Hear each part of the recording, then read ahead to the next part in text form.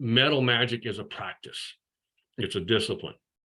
It's, you know, I kind of equate that to my work with the my beloved's work with tarot. It's a practice. It's something that you do. The more you work with it, the more it works on you. And you know, I think the broader your thought process is with it. So how do we do that?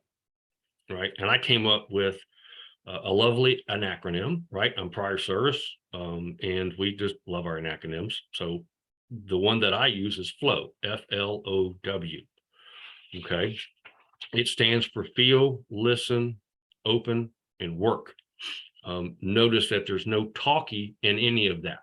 Okay. It's all about trying to connect and build a relationship with it.